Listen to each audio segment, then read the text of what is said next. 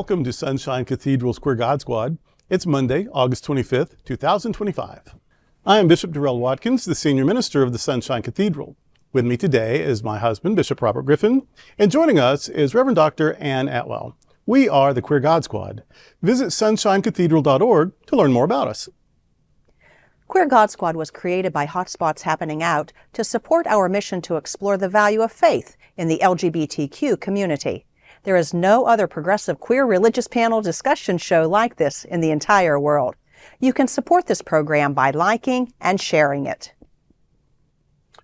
In 2025, we are celebrating the 40th anniversary of Hotspots magazine, the 5th anniversary of Queer News Tonight, with nearly 10,000 stories and 10 million views in 2024.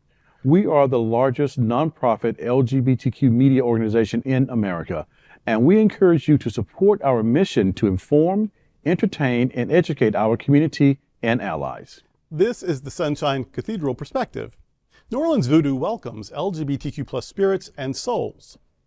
New Orleans Voodoo, a syncretic religion blending West African spiritual traditions with Catholicism, has historically offered a more inclusive space for the LGBTQ+ community than many mainstream religions. Rooted in ancestral veneration and spirit communication, Voodoo often embraces gender fluidity and diverse expressions of identity. There are gender expansive and gender non-conforming spirits, dual gender spirits, and spirits with a special fondness for LGBTQ+ people. Voodoo is not a fertility cult, so there is no special pressure for procreation, which seems to have made it possible for queer people to find a home in the tradition.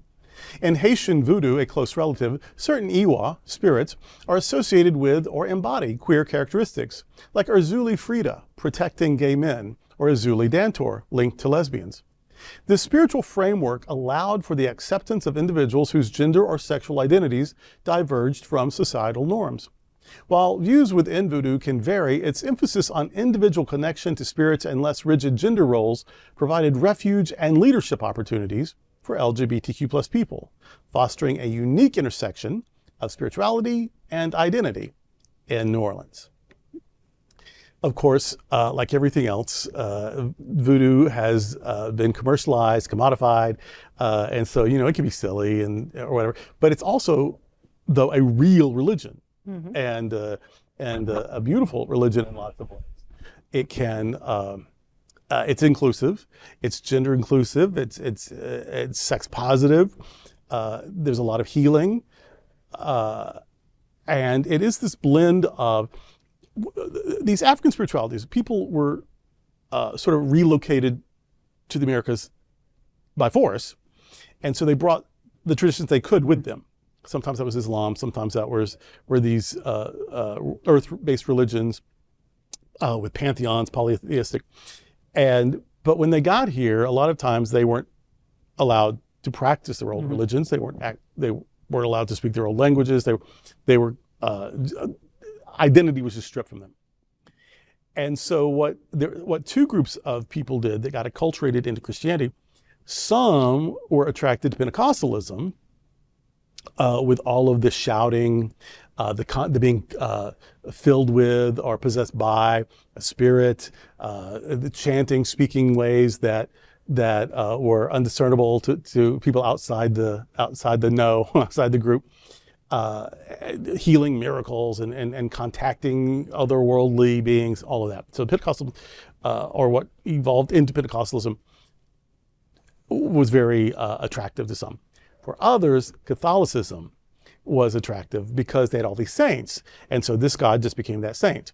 And this ritual just came to mean what this other ritual used to mean, and so on. So in New Orleans, you have these two sort of vibrant strands of Christianity that also had undertones of the old ways in them. And then, of course, Voodoo just eventually was able to claim this is who we are. But they kept the saints, they kept this. So they have altars that look a lot like sort of cluttered Catholic altars, although Catholic altars can look cluttered too. But it looked like sort of cluttered Catholic. You can throw pennies at the gods and make wishes. Like in the Catholic Church, you can drop coins and light a candle to your saint or your angel. And so there were a lot of parallels. And but what it is, it's a magical religion. It invokes spirits. Every spirit has a job, like the saints in Catholicism, and it's for sometimes luck. You know, maybe you need money, maybe you want to improve your love life, but a lot of times it's for healing. And there's all this sort of myth stuff about cursing and whatnot, but really in magical traditions, everything comes at a cost. And so if you're going to curse somebody, you have to pay for that. And so, you know, anything you do comes back to you multiplied.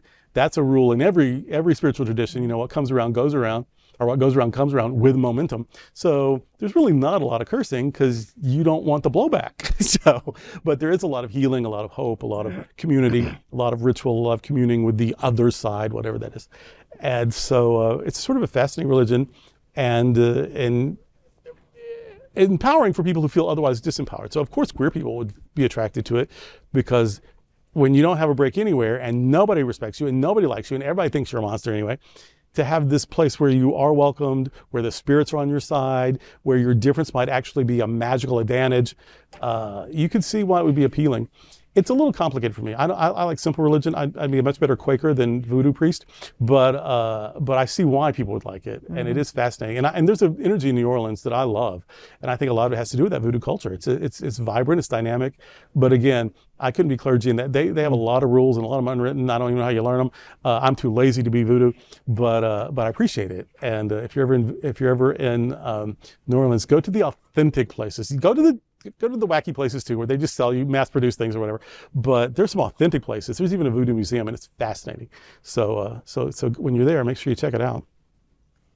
You know, growing up, this would have been all sinful stuff to our family. Like, oh no, that's sin, that's a cult, all this other stuff.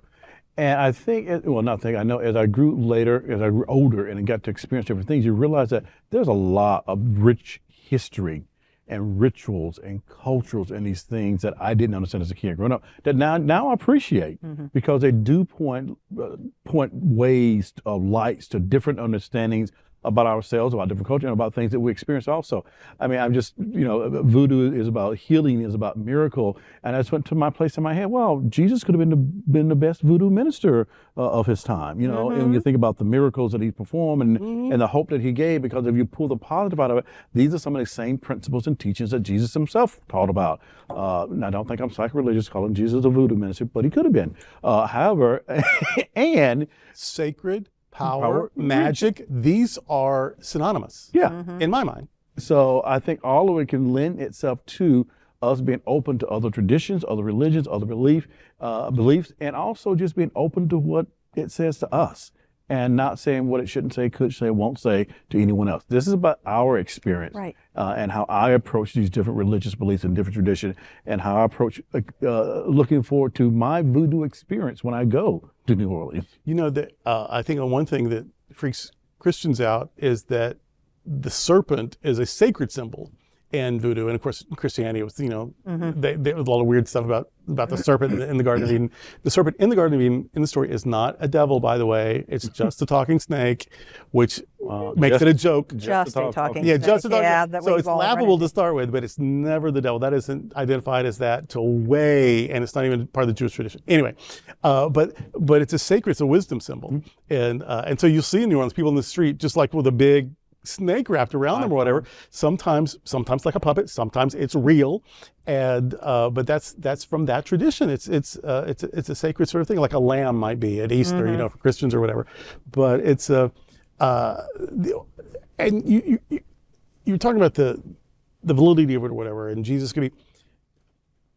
Make of this what you will, but the only colonized country that became sort of a slave state. Like the Bahamas, Jamaica, the southern U.S. states, Haiti, of all of those sort of Caribbean and American states that were taken over for the slave trade or whatever, Haiti is, which practice where voodoo also is from, Haiti's the only one that had a successful revolution. They got rid of the European oppressors, got independence, that the country that practiced voodoo vociferously is the only country that was able to get rid of the slave traders that had taken over their country. Now, I remember Pat Robertson used to say that's because they had made a deal with the devil, and that's why Haiti has all these problems. And every country has problems, crazy old Pat. But there was not a deal with the devil. But their faith, their voodoo faith, did give them whatever courage, strength, hope they needed to fight the fight. And they're the only ones in that situation that won such a fight. Make of it what you will. You know, I grew up like you, Bishop Robert, that voodoo was sinful, dangerous, unknown. And as I grew and got older and had a greater understanding of what voodoo is, I recognize that they are far more welcoming and affirming to all people. And maybe that's what the problem was to begin with, that they didn't like, that it was more affirming to all different people, all different kinds of people. When you have a faith tradition that welcomes everybody, I mean, they can say what they want to, but yeah, not everybody's welcome. But you look at the voodoo and the voodoo community, that voodoo tradition, really, they do embrace people for all of who they are. How unusual. Yeah, if you interested in them, they're happy for you to come along or whatever. They're different. They're out of the mainstream. They have rituals and traditions that we don't understand. They do things in dark places or secret places or in cemeteries. And it really mirrors queerness, is that we don't understand them, so they must be bad. They do things differently, so they must be evil. And it's the story of the other. Whether that other is a racial minority or a religious minority or sexual minority, or the other is always somehow scary. One of the threats of integration was, they're going to come and do all these terrible things to our girls and women, or whatever, or to the quality of the education, or there's going to be violence, or whatever. All these because the other is somehow so scary, and I think we have a much better educational experience when you have to negotiate with difference than when it's hegemonic. So yeah, I think it wasn't the end of the world. It was the start of a better world. Some people won't admit that yet, and some of them are in cabinet positions right now. But that is today with the Queer God Squad. Before we go, I want to invite you to like and share this episode on your social media. And I also welcome you to find Sunshine Cathedral on Facebook or Instagram. You can also like our bishop pages on Facebook. My page is Bishop Robert Griffin, D-Men, and Darrell's is Bishop Darrell Watkins, D-Men. We're also on TikTok. Remember to visit sunshinecathedral.org frequently. There you will find episodes of Bishop Talk, where Bishop Darrell and I interview queer religious leaders and activists and scholars. We've also added a weekly lectionary discussion that you can find on the website and on the socials. Thank you for joining the Queer God Squad today. We're here daily at 3 p.m. to have some fun and to discuss what our LGBTQ community is talking about. Sunshine Cathedral is the world's leading progressive queer church. Progressive, queer, and God are words that naturally should go together. Remember that we're all in this together. Also remember, you are God's miracle and not God's mistake. Until next time, we are the Queer God Squad. Goodbye.